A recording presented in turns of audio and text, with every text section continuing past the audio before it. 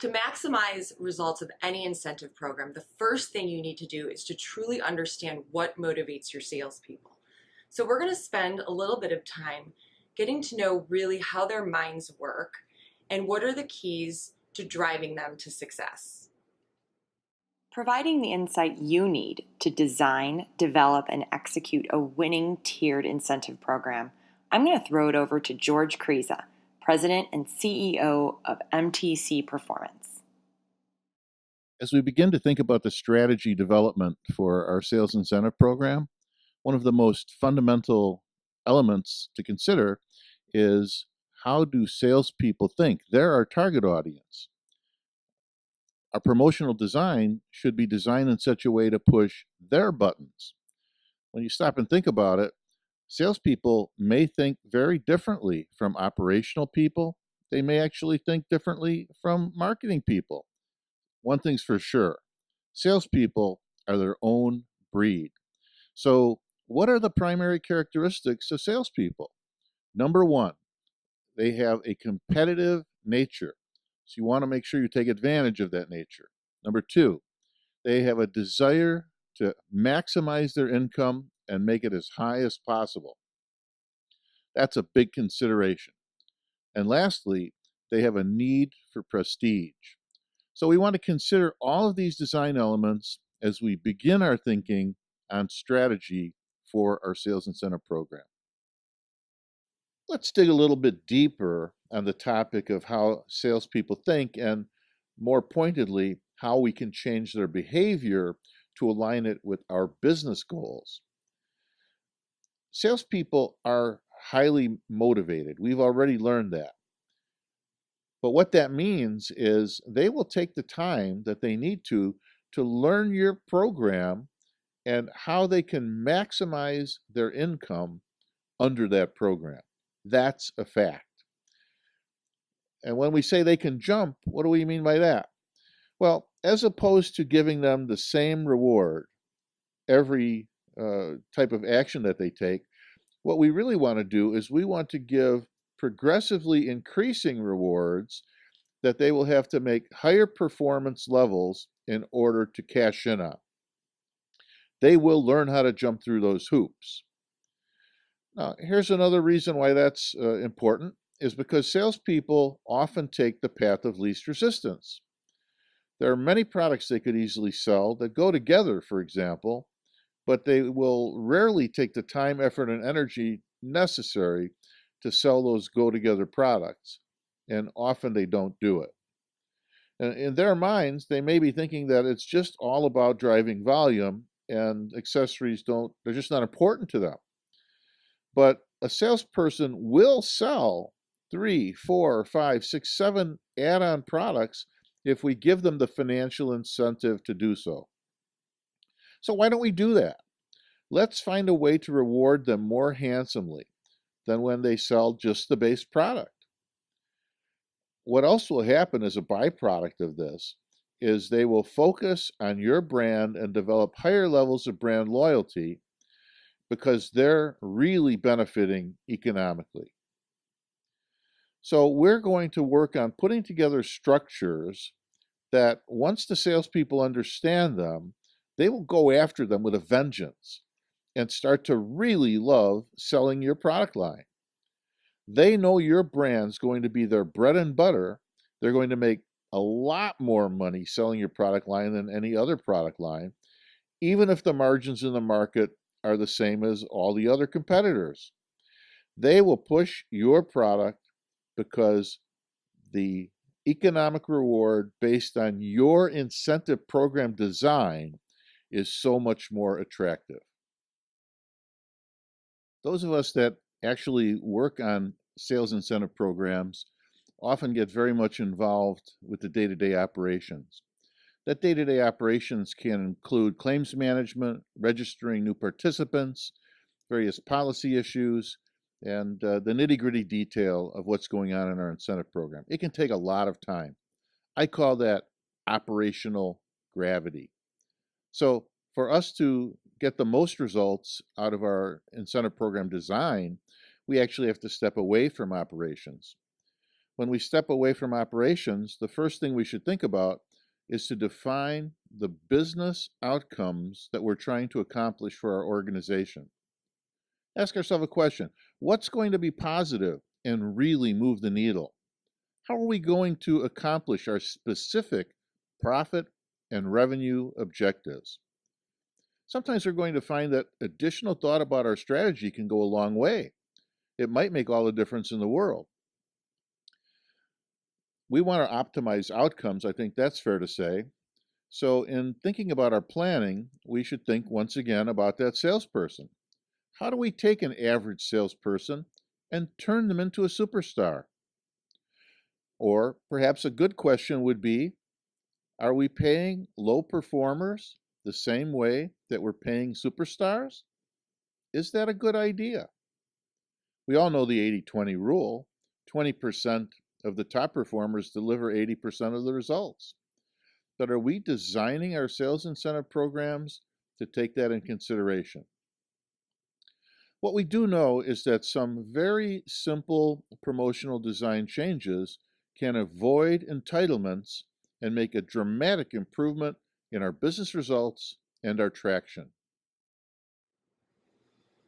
Now that we understand how salespeople think and what motivates them, let's explore one of the most underutilized and powerful methods to reach them.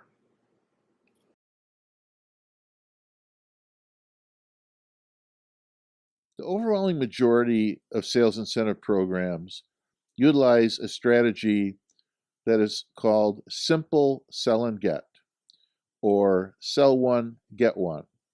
What that really turns into is that you get a long list of products, often called SKUs, and for every one of those SKUs, you get a particular reward. SKU A might get $5, SKU B, 10, SKU C, 50, just depending on the retail price or the situation at the moment.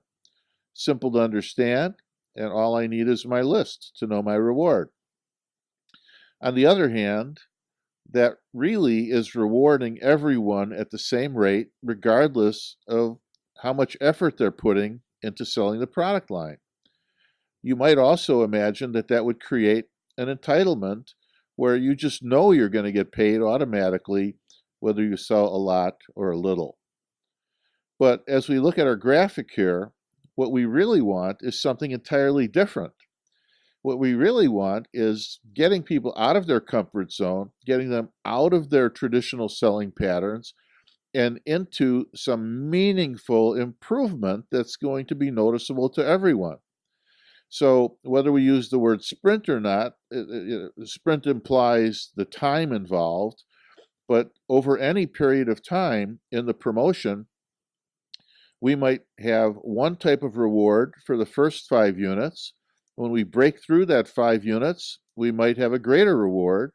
We might have another increased reward at 10 units, perhaps another one at 25 units, and maybe even at 100 or 250 units, depending on the product and the ordinary sales volume.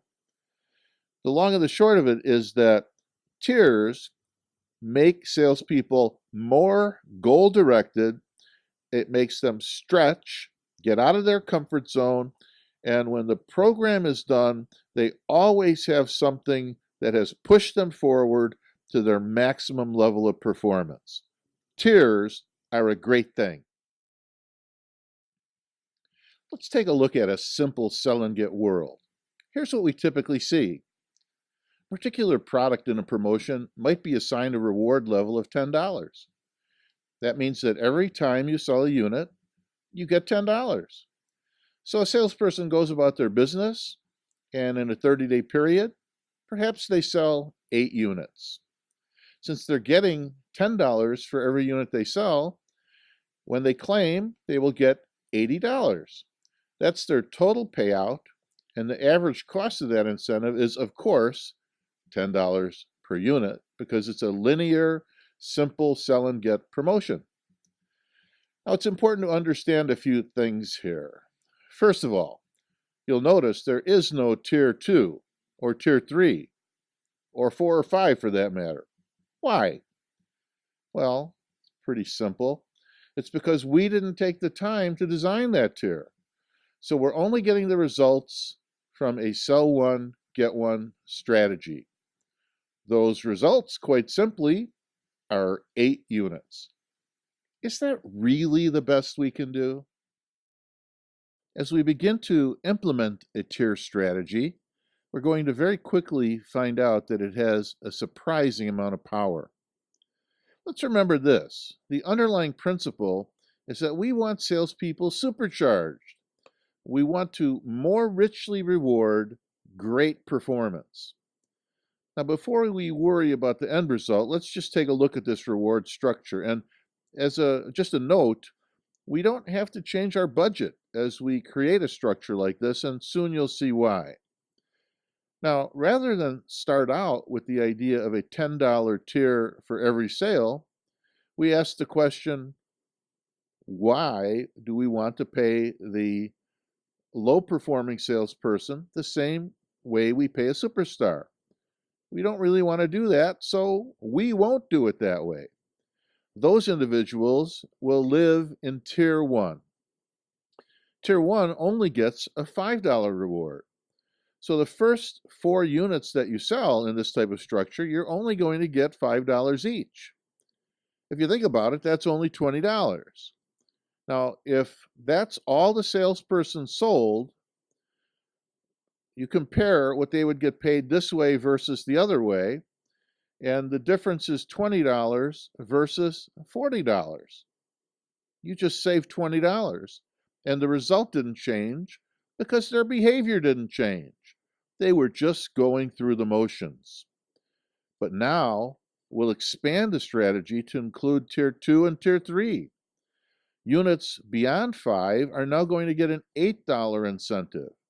Units at 10 and above are going to get a $12 incentive. So we're actually going to pay them more by $2 a unit once they break through the the 10 unit level. Does that higher reward level, starting with 10 units, figure into their thinking? It most certainly does. They are more motivated. So instead of selling 8 units, suddenly they're focused on this product line and this particular SKU. And they may sell quite a few more. Now, we can't really say exactly how many more, but for the sake of this illustration, they're really excited about this opportunity now, and that 8 units all of a sudden grows to 37 units. Quite a difference. At this point, we're going to take a look at the way the tier structure rewards them. They made $20 selling the first 4 units. The next 5 units made them $40, and those top 28 units, those final 28 units that they were very excited to sell, made them an additional $336 at a $12 reward level. Total payout has grown to $396. Notice this, not only have we supercharged their performance, but the actual out-of-pocket cost to our sales incentive budget has only grown by 70 cents per unit. Now, compare that to the dramatic improvement in the unit volume. You're probably asking yourself at this moment, can that really happen? Yes, it can really happen.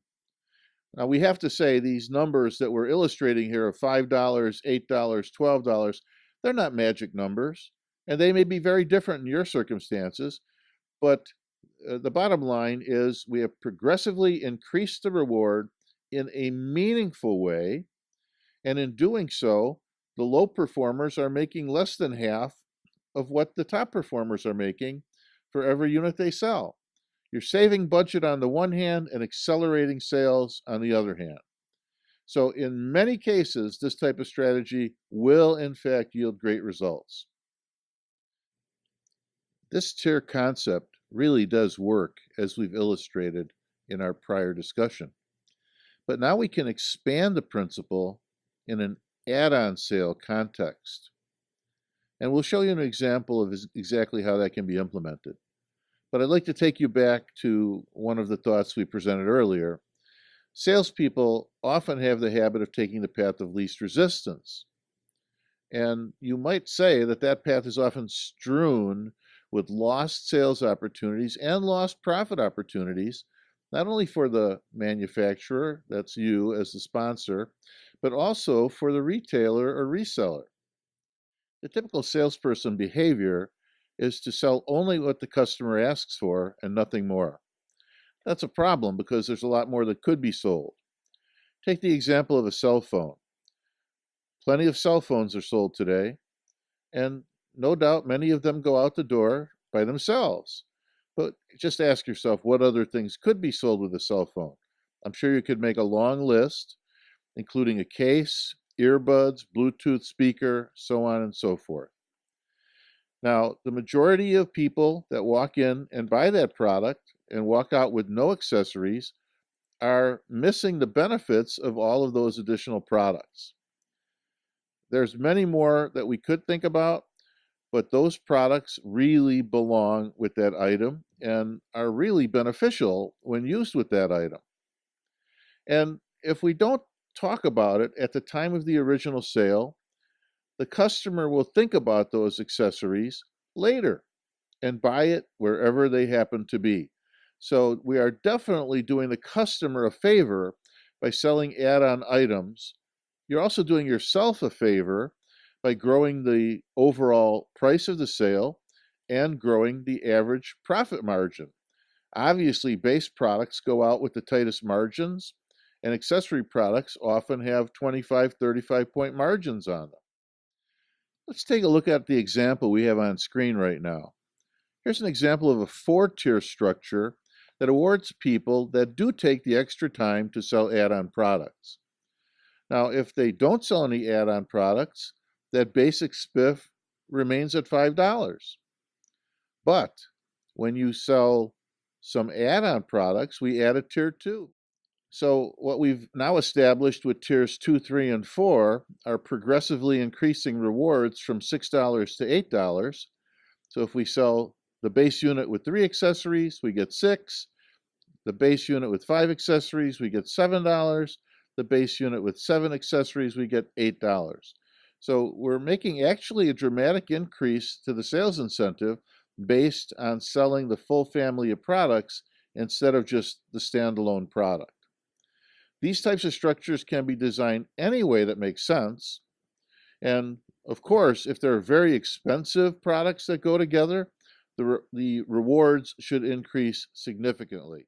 What we often see in the market, and I don't think it's quite as good a strategy as the way we're illustrating the strategy, is we see people run a promotion on a base product and a completely separate promotion on accessory products.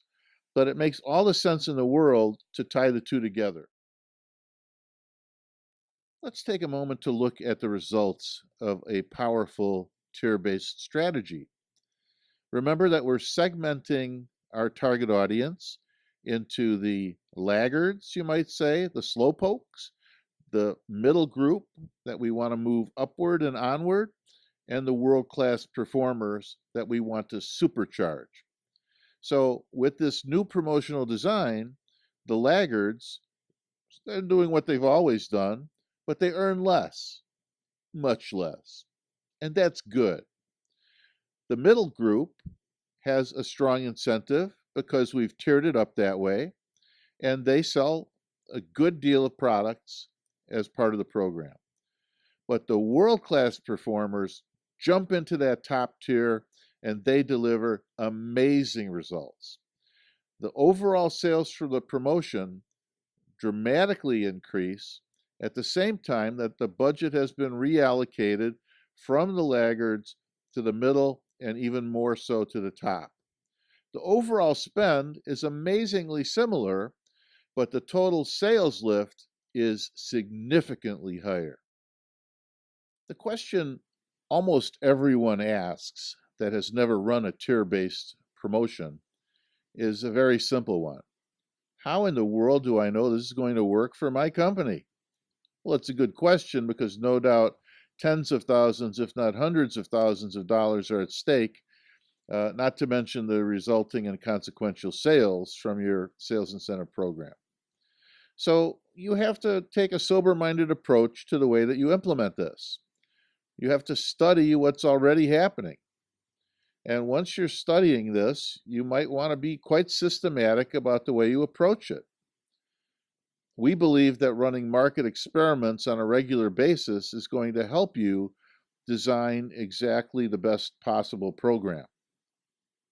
Those market experiments would include changing the tier levels. So we use the illustration of $5, $8, and $12. There's no magic in $5, $8, and $12. What we really want to do is we want to look what is the average performer selling day in and day out under your current promotion style. Once we understand that, we want to say maybe I should increase that 20%, 30%, 50% based on higher levels of performance and see how it works out. We might take a few products to try it on in the beginning. We might try a particular product line and work on it. But then once we build the formula and we understand what's happening in the market based on the strategy as we implement it, we will then really know what to do to fully optimize the promotion and get great results. So there's really a closed loop system here. Study what has happened before, think about the strategy, think about how we can inflect the rewards based on volume, think about the impact on budget, and then implement a strategy, study the results, and this is a very key point, find tipping points. Tipping points are those points where you can really tell decisively that your strategy is making a difference. To be very specific, a particular product might have a $25 spiff and nothing happens. It might have a $35 spiff and then things begin to happen. But at $50, it takes off like a rocket ship. Now, we don't know if we can afford $50, but just for the sake of argument, there's some number out there where the market's going to notice, take heed, and really act on it in volume. We need to find that number. That's the tipping point. This is a very simple concept. Don't give it away. Tie it to high levels of performance. So individuals that are really selling 50 units, 100 units, big numbers of units, give them that tipping point, and you will see phenomenal results. If we follow this structure, this management procedure, we will find that our strategy will inherently become optimized because it's become data-driven, it's become solidly motivating, and the top performers are knocking it out of the park. Underlying the actual implementation of the strategies we've been discussing is the actual market data. Now, what we have here at MTC is a tool called SpiffIQ, and that's a tool that you can use that's very data-driven to give you real-time feedback for what's happening with your sales incentive program. The way this chart works is the bottom half tells you whether you're on or off promotion and the dollar amount of the sales incentive, either for a particular product or a product line. And the top chart is telling us what's happening with the sales results. So on the one hand, if we take a quick look at this chart, we see that a promotion began and all of a sudden we have liftoff. So the market took notice of our promotion and started selling it. But after about 90 days went by, we saw some degradation, and maybe it's time that we take another look at what we're doing with the promotion and give it the figurative kick in the pants with something new or different to get their attention back. The bottom line is a tool like SpiffIQ can help you visualize what's going on in real time in your promotion and give you exactly the feedback that you want so that you can inflect your strategy dynamically based on real data and make things super exciting. Now that we've built a great strategy, it's exceptionally important that we communicate what we've done to our target audience. If you don't tell the market what you're doing, if you don't promote it, your chances of success just aren't good. Marketing communications at some level in this web world almost sounds like it's ancient, but really marketing communications is the key to getting any new incentive structure on the road to success. So you've got to tell your sales channel what you're doing. Tell your internal sales team what you're doing. Explain to them how their income's going to increase if they feature your brand in a big way. Everyone involved with touching the sales group needs to be talking up this new incentive compensation method and understand why it's great. If they understand why this is a tremendous benefit and the powerful effect it will have on increasing their income, you'll get the results. So you have to develop marketing communication handouts, various PDFs, develop inside the web app for the sales incentive program, communication vehicles. Get all these things in the hands of salespeople and make sure that they understand what this new approach is and why it's a compelling benefit for them.